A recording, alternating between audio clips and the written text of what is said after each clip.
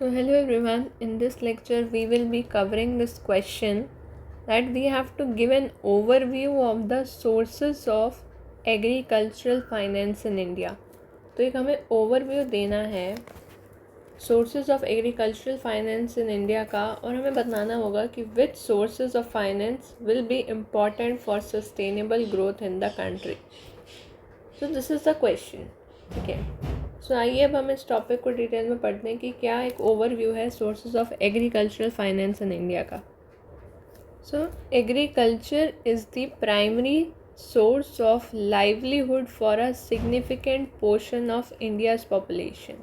सो agriculture एक primary source है of livelihood का फॉर एक significant portion of a India's population with over half of the workforce engaged in farming related activities.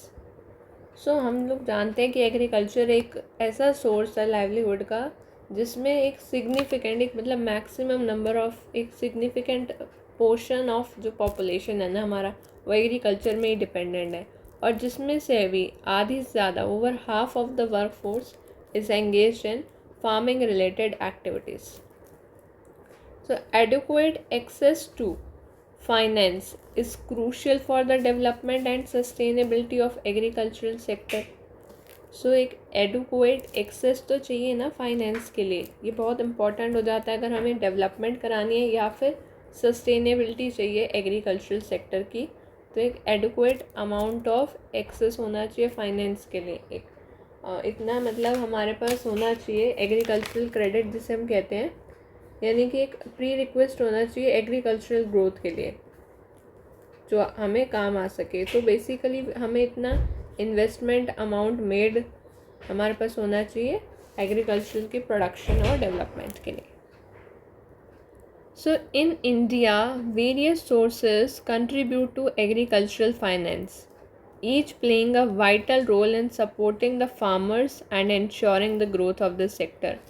तो India में ऐसे बहुत सारे सोर्सेज हैं जो कंट्रीब्यूट करते हैं एग्रीकल्चरल फाइनेंस को और एक इम्पॉर्टेंट और वाइटल रोल भी प्ले करते हैं in supporting the farmers and ensuring the growth of the sector. Okay, so now let us discuss about the sources of agricultural finance. So before discussing the sources of agricultural finance let me give an overview दे देती हूँ कि agricultural जो credit होता है, जो मैंने आपको बताया, what is agricultural credit. It is the amount of investment made available for agricultural production from resources outside the farm sector. So मतलब amount of investment which is made available for agricultural production from resources outside the farm sector. ठीक है, तो agricultural credit is only use to finance the agriculture. तो now इसके कुछ types होते हैं agricultural credit के, जिसका एक ओवरव्यू है जो क्वेश्चन में, इस क्वेश्चन में मतलब आपको एक ओवरव्यू दे रही हूँ बिकॉज उस क्वेश्चन में इसका कोई काम नहीं है. सो एग्रीकल्चरल क्रेडिट, क्योंकि हम इस टॉपिक को डिस्कस कर रहे हैं तो ये भी पढ़ लेते हैं. इसको हम दो टाइप्स में क्लासीफाई कर सकते हैं, जैसे कि भाई पर्पस ऑफ लोन एंड दूसरा है टाइम पीरियड. तो जो पर्पस ऑफ लोन है वो ये है कि भाई प्रोडक्टिव लोन्स या अनप्रोडक्टिव लोन्स. ठीक है, सो भाई अगर प्रोडक्टिव लोन्स की मैं बात करूँ, if I talk about productive loans, so purchase of seeds, fertilisers, pesticides, insecticides, diesel, इन सब चीज़ों को परचेज करने में, सीड्स, फर्टिलाइजर, पेस्टिसाइड्स, इंसेक्टिसाइड्स, इन सब चीज़ों को परचेज करने में जो यूज़ होता है एग्रीकल्चरल क्रेडिट, तो वो आता है एक प्रोडक्टिव लोन में आता है ना. जैसे bullock cart, agricultural machines, purchase of additional plot of land, ये सब प्रोडक्टिव में आता है. और अनप्रोडक्टिव में क्या आता है कि लोन लिया गया पर मतलब अपनी बेटी बहन इस सब की किसी की शादी के लिए लिया है, तो ये अनप्रोडक्टिव लोन है. इसका एग्रीकल्चर से तो कोई लेना देना नहीं है ना. ठीक है, जैसे कि सोशल सेरेमनी में मुंडन के लिए लिया या नामकरण के लिए लिया, या to meet the expensive pertaining to litigation. What is litigation? So litigation means it is a process of taking the legal action is litigation. ठीक है, now to repay old loans or accumulated interest or the consumption loans in event of crop failures due to natural calamities. So ये unproductive loans हैं. फिर time period के basis पे देखा जाए तो शॉर्ट टर्म क्रेडिट जो भाई 15 महीने के अंदर अंदर वापस करना पड़ेगा, मीडियम टर्म क्रेडिट 5 साल के अंदर अंदर, और लॉन्ग टर्म क्रेडिट 15 से 20 साल के अंदर अंदर। ठीक है, नाउ अब हम अपने मुद्दे वाले टॉपिक पे आते हैं, सोर्सेस। सो मेन जो हमारा टॉपिक है that is sources of agricultural finance. So agricultural finance के सोर्सेज को हम 2 पार्ट्स में डिवाइड कर सकते हैं, क्रेडिट इंस्टीट्यूशंस और non institutional private sources of credit, right. So non institutional private sources credit institutions में आता है, क्रेडिट इंस्टीट्यूशंस में हमारे आते हैं जैसे कि cooperative credit institutions, commercial banks आ गए, रीजनल रूरल बैंक्स हो गए, स्टेट बैंक ऑफ इंडिया हो गया, national bank for agriculture and rural development NABARD हो गया, फिर माइक्रो फाइनेंस स्कीम हो गई जो self help group bank linkage programme के लिए, और किसान क्रेडिट कार्ड स्कीम। सो ये सब क्रेडिट इंस्टीट्यूशंस में आते हैं जिनका काम ही यही है बैंक से रिलेटेड। और जो नॉन इंस्टीट्यूशनल या प्राइवेट सोर्स हैं उसमें आता है जैसे कि मनी लैंडर्स, लैंडलॉर्ड्स कम मनी लैंडर्स, है ना, मनी लैंडर्स या mahajans, landlords come money landers, traders and commercial and commission agents, friends हो गए, रिलेटिव्स हो गए। सो ये सब आते हैं। ठीक है, all right. Now let us discuss about commercial banks. So हम बात करेंगे कमर्शियल बैंक्स के बारे में। No, commercial banks are a major providers of agricultural credit in India. They offer various loan products tailored to the needs of farmers, including crop loans, term loans for farm mechanization, and allied agricultural activities. These loans are often provided at the subsidized interest rates to encourage farmers to invest in agriculture. सो ये जो loans हैं ये provided होते हैं often एक subsidised interest rate पे, जिससे farmers को एक एनकरेजमेंट मिले और वो एग्रीकल्चर में इन्वेस्ट कर सके। Commercial banks have an extensive branch network making them accessible. जो कमर्शियल बैंक्स हैं उनका एक एक्सटेंसिव ब्रांच है नेटवर्क का, making them accessible to farmers in both rural as well as in urban areas. Commercial banks also play a crucial role in disbursing government-sponsored credit schemes aimed at promoting agricultural development, such as Kisan Credit Card Scheme. तो यहाँ तक समझ आ गया। तो ये जो commercial banks हैं इनका एक एक्सटेंसिव ब्रांच नेटवर्क होता है जो एक्सेसिबल करता है फार्मर्स को रूरल और अर्बन एरियाज़ में, और they also provide a crucial role in disbursing in spending the government sponsored credit scheme which aimed at promoting agricultural development, such as Kisan Credit Card Scheme. So now what is Kisan Credit Card Scheme? So Kisan Credit Card Scheme has now one of the most effective schemes of delivery of the credit to farmers. नाम से समझ आ रहा है, किसान credit card scheme, यानी कि जो डिलीवरी है of credit to the farmers. So it was started in the years of 20th century, 1998-99 में स्टार्ट हुआ था ये, to provide the credit to farming community by cooperative banks and RRBs, regional rural banks. इसके बारे में भी हम पढ़ेंगे, ठीक है। And passbooks and credit cards are issued to farmer used by them to avail themselves of the credit facility up to the prescribed credit limit. तो basically limit of loans are fixed on the basis of size of their operational holdings. मतलब एक loan की limit set कर दी जाती थी on the basis of size of their operational holdings, cropping pattern and scale of operation. So credit card has a validity period of 3 years। 3 years का credit card का validity period था, and that can be renewed on the basis of timely repayment of loans and overall performance. Now the scheme has been now extended to borrowers of long term credit as well. तो अब ये जो scheme है जो long term credit लेते हैं ना, जैसे यानी 15 से 20 साल के लिए, उनके लिए भी एक्सटेंड कर दी गई है। और जो अब major share of crop loans है that is being routed through it. And by the end of June 2012 जो number of online credit card schemes हैं इशूड किए गए हैं वो 9.80 करोड़ है और आउटस्टैंडिंग अमाउंट है 4,44,421 करोड़ इन मार्च 2012। सो एक किसान क्रेडिट कार्ड स्कीम का भी ओवरव्यू मैंने आपको दे दिया है। फर्दर मूव करते हैं हम।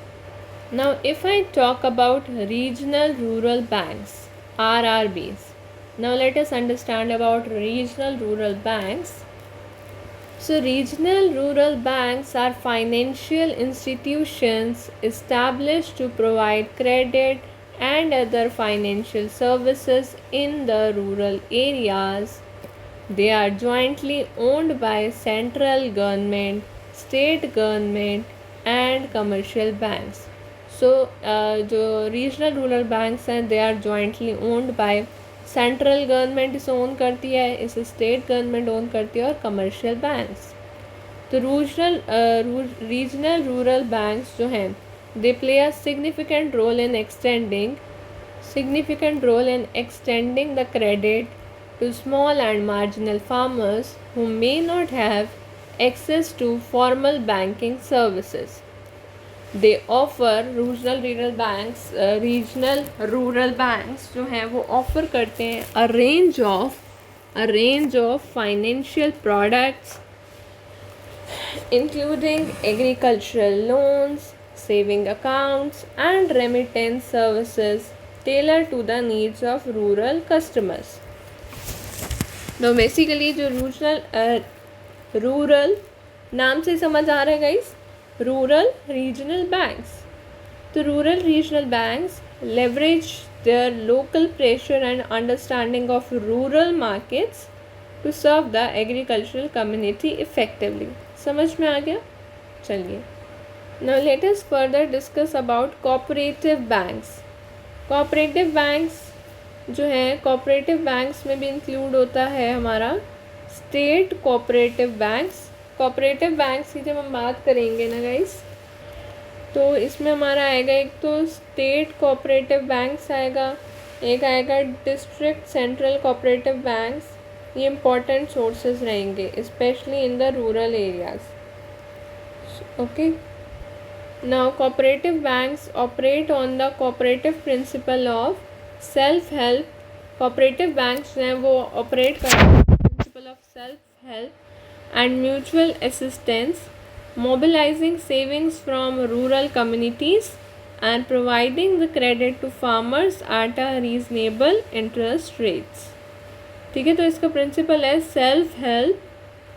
इसका प्रिंसिपल क्या है? Basically the principle is self help and mutual assistance, mobilizing the savings from the rural communities and providing the credit to farmers at reasonable interest rate.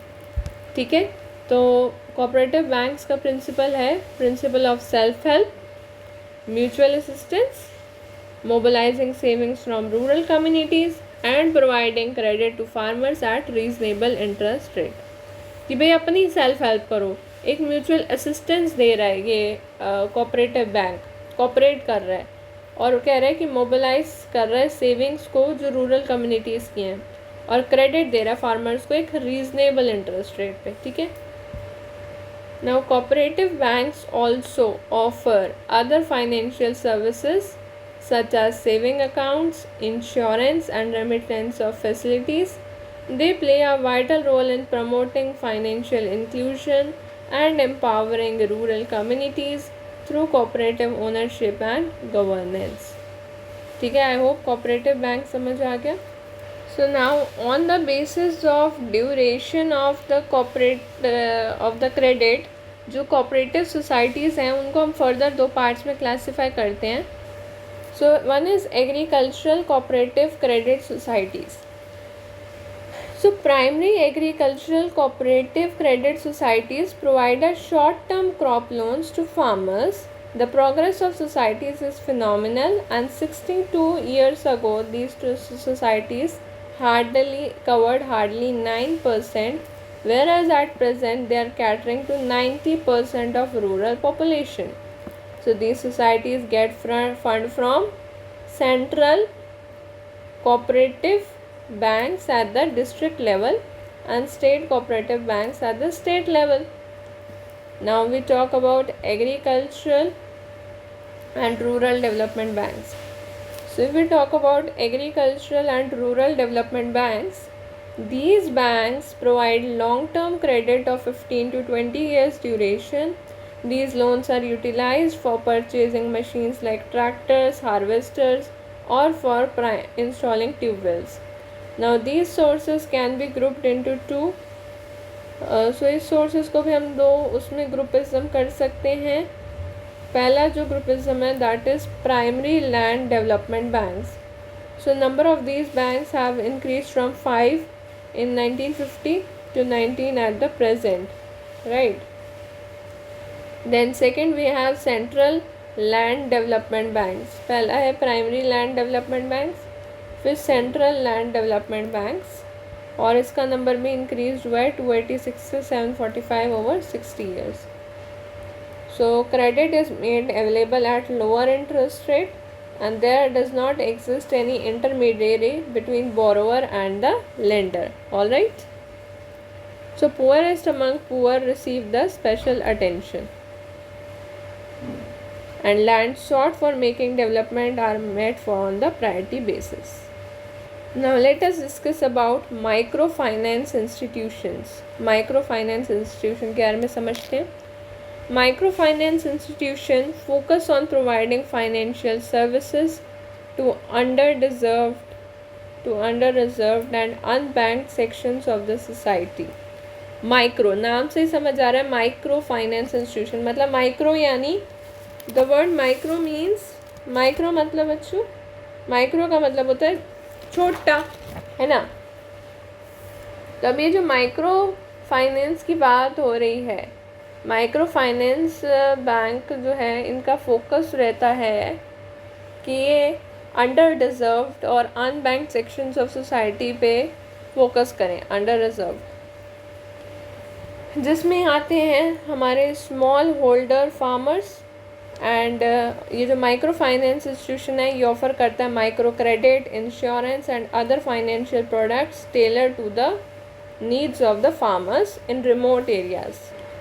In remote areas, microfinancial institutions typically operate through a network of field agents and community-based organizations, leveraging technology to reach customers in geographically dispersed locations. तो ये micro financial institution जो है ये operate करते हैं field of network of agents की तरह हैं और ये कम्युनिटी बेस्ड ऑर्गेनाइजेशंस देते हैं. Leveraging the technology to reach customers in geographically dispersed locations. So they play a crucial role in addressing the financial needs of marginalized groups, including women farmers and landless laborers who may not have access to traditional banking services. Now we discuss about next State Bank of India and agricultural finance. जो state bank of India and agricultural finance की बात करें तो जो state bank of India है it was setup during the first 5-year plan in 1955 to look after the credit requirements of farmers. Simultaneously integrated rural credit scheme was started. So State Bank of India opened many branches in the far-flung rural areas to promote rural credit. It has also started adoption of certain villages for providing credit. It provides direct loans to farmers for purchases of products, assets like machines, and it also gives loans to cooperative credit societies at a very low interest rate. So this is about State Bank of India and agricultural finance. Now if we discuss about National Bank of Agriculture and Rural Development. सो अब हम बात करेंगे नाबार्ड की. National bank for agriculture, national bank for agriculture NABARD, and rural development. ठीक है, so it was setup इन जुलाई 12, 1982। नाबार्ड कब setup हुआ? 1982 में। नाउ ये जो है, this is NABARD is the apex of the entire rural credit system. तो जितना भी एंटायर रूरल क्रेडिट सिस्टम है उसका एपेक्स कौन है? नाबार्ड है। So NABARD came into being by merging the Agricultural Credit Department of Reserve Bank of India and Agricultural Refinance Development Corporation. So जो NABARD है वो आया, मर्जिंग हुई, NABARD की मर्जिंग हुई। किस किस को मर्ज करके NABARD सेटअप हुआ? So NABARD came into being by merging the Agricultural Credit Department of Reserve Bank of India and Agricultural Refinance Development Corporation, which had been set up in 1968. Now NABARD is supposed to perform the following functions. Number 1, it is held responsible for development policy, planning and operational matters, coordination, monitoring and research, consultancy, training and relating to agricultural credit. So it looks after the short, medium and long term refinance requirement of cooperatives, Reserve Bank of India, regional rural banks and commercial banks. NABARD performs regular inspection of cooperative banks as well as RRBs and advises the government accordingly. NABARD sections loans and advances to state governments up to 20 years duration to enable them to subscribe directly or indirectly to share of capital of cooperative societies. So NABARD also helps in promoting agricultural research and rural development. It undertakes monitoring and evaluation of project refinanced by it. तो नाबार्ड को budget मिला 2000 करोड़ का, कभी 100 करोड़ का ये share of capital हुआ। ठीक है, so this is all about NABARD. Now we move on towards, अभी तक हमने काफ़ी सोर्सेज पढ़ लिए, अब हम बात करते हैं नॉन बैंकिंग फाइनेंशियल कंपनीज़ की। तो non banking financial companies play a complementary role in agricultural finance by providing loans and financial services to farmers, agri businesses and rural entrepreneurs. So they offer the flexible loan products and often have a deeper reach into rural areas compared to traditional banks.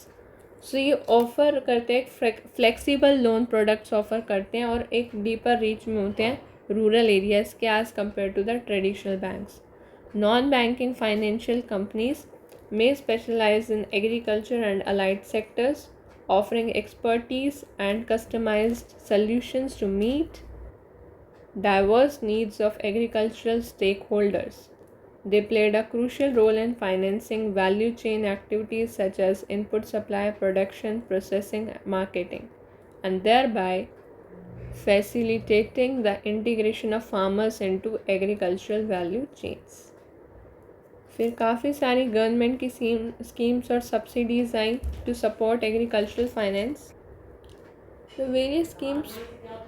Various schemes मिली जो support करते हैं agricultural finance को और promote करता है rural development को.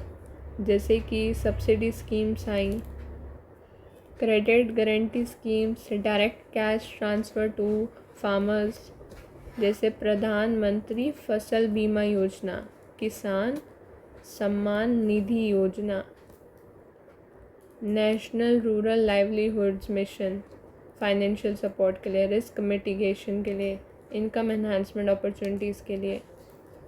Now ये सारी स्कीम्स ने रिड्यूस करा फाइनेंशियल बर्डन ऑन फार्मर्स और प्रमोट करा सस्टेनेबल एग्रीकल्चरल प्रैक्टिसेस को और एनहांस करा resistance of rural communities to economic shocks and climate risks. So अभी तक हमने मोस्ट ऑफ द सोर्सेज के बारे में हमने कवर कर लिया. इसके अलावा जैसे कि मनी लैंडर्स होते हैं, मनी लैंडर्स भी प्रोवाइड करते हैं. ठीक है, जो कि रिच फार्मर्स हो गए वो प्रोवाइड करते हैं। So many. Now we will discuss the question का। अब हम दूसरा पार्ट पढ़ेंगे। हमने एक ओवरव्यू ले लिया है, अब हम सस्टेनेबल ग्रोथ की बात करेंगे। ठीक है।